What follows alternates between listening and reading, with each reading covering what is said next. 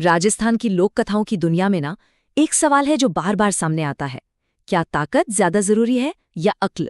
तो आज एक चतुर बुढ़िया और एक भूखे शेर की कहानी के जरिए हम इसी सदियों पुरानी पहेली को समझने की कोशिश करेंगे। तो बुद्धि बड़ी या भैंस? ये सिर्फ एक कहावत ही नहीं है, ये वो सवाल है जो हर पीढ़ी खुद से पूछती है। और राजस्थान की ये जो कहानी है ना, इसका जवाब एक इतने दिलचस्प अंदाज में देती है, जहां एक तरफ है जंगल का राजा और दूसरी तरफ एक मामूली सी दिखने वाली बुढ़िया। तो चलिए, देर किस बात की, मिलते हैं हमारी कहानी की हीरोइन से, एक चतुर बुढ़िया से। तो कहानी की शुरुआत होती है राजस्थान के एक छोटे से गांव से। यहाँ एक बुढ़िया रहती है जो अपनी बेटी से मिलने के लिए एक घने जंगल के रास्ते से निकल पड़ती हैं। और जैसा कि हम सब जानते हैं, घने जंगलों में ही तो अक्सर कहानियों का जन्म होता है। और उस घने जंगल में पता है कौन इंतजार कर रहा था? जंगल का राजा। शेर रास्ता रोक कर दहाड़ता है, बुढ़िया आज तो मैं तुझे खाऊंगा। मतलब एकदम सीधी धमकी, कोई बातचीत नहीं, कोई मोल भाव नहीं, यहाँ ताकत अपनी पूरी धौंस दिखा रही है। लेकिन भाई बुढ़िया डरती नहीं है, वो शेर की ताकत का जवाब देती हैं अपनी अकल से।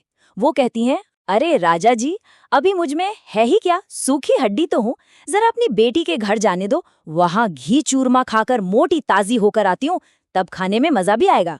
देख रहे हैं, शेर की भूख को ही उसके खिलाफ इस्तेमाल कर लिया, क्या कमाल की बात है। और शेर, वो तो भाई लालच में आ ही गया, उसने बुढ़िया को जाने तो दिया। तो पहली बाजी तो अकल जीत गई, पर असली परीक्षा तो अभी बाकी थी, मतलब वापसी का सफर। तो अब सवाल ये था कि वापस कैसे जाएं? शेर तो रास्ते में ही इंतजार कर रहा होगा। और यहीं पर बुढ़िया की चतुराई एक बिल्कुल ही अलग लेवल पर चले जाती है। उनकी योजना देखिए। स्टेप 1, बेटी से एक बड़ा खोखला कद्दू, जिसे मतीरा कहते हैं, वो लेना। स्टेप 2, उसके अंदर छिप जाना। और तीसरा और सबसे मजेदार कदम, बेटी उस मतीरे को पहाड़ी से नीचे लुढ़का देगी। सोचिए जरा, ये कोई मामूली प्लान नहीं था, ये तो कमाल का आइडिया। और अब आता है कहानी का वो पल, वो क्लाइमैक्स, जब शेर का सामना होता है एक बोलते हुए मतीरे से। शेर उस लुढ़कते हुए मतीरे को देखकर एकदम चौंक जाता है, उसे रोककर पूछता है, ए कद्दू, अरे तूने कहीं एक बुढ़िया को देखा है? अब उसे क्या पता कि वो असल में बात किससे कर रहा था।